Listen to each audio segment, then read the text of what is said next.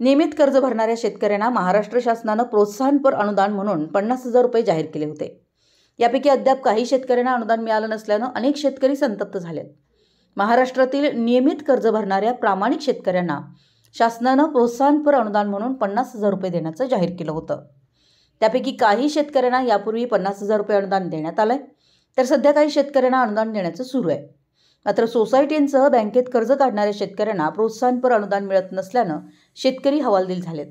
अनेक शेतकरी तर बँकेत कर्ज काढून आम्ही काय गुन्हा केला असा प्रश्न उपस्थित करतात। येथील लोकप्रतिनिधींनी ज्या प्रामाणिक शेतकऱ्यांना अद्याप प्रोत्साहनपर अनुदान मिळालं नाही अशांना हे 50,000 रुपये अनुदान तात्काळ मिळावं यासाठी पाठपुरावा करावा अशी मागणीही 50,000 न मिळालेल्यावरून होते आहे। हे अनुदान न मिळाल्यास रस्त्यावर उतरून आंदोलन करणार असल्याचंही संतप्त झालेल्या शेतकऱ्यांनी इशारा दिलाय।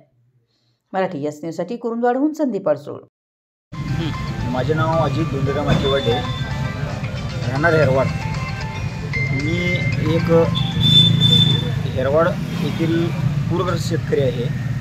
त्याचप्रमाणे शासनाने 2019मध्ये महात्मा ज्योतिबा फुले यांच्या नावाने जे प्रामाणिक शेतकरी परतफेड करणाऱ्या कर्जदारांना जे प्रोत्साहनपर अनुदान द्यायला जाहीर केले, तेव्हापासून प्रामाणिक शेतकरी आजपर्यंत त्या योजनेपासून वंचित आहे। 2024 एंडपर्यंत शासनाला म्हणा किंवा शासनाच्या चुकीमुळे किंवा अधिकाऱ्यांच्या चुकीमुळे किंवा ह्याच्यामुळे शेतकरी आज वंचित आहे। आज महापुराच्या ह्याच्यात शेतकरी वाहून गेला आहे।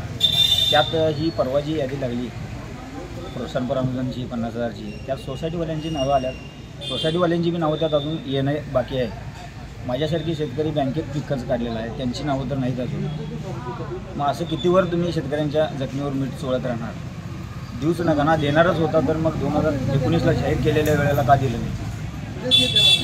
आणि येत्या काळात याच्यावर पाठपुरावा करून तात्काळ 100% शेतकऱ्यांचं प्रोत्साहनपर अनुदान प्रामाणिक शेतकऱ्यांनी मिळाले नाही तर याच्यानंतर शेतकरी जशाच तसे उत्तर दिल्याशिवाय सोडणार नाही।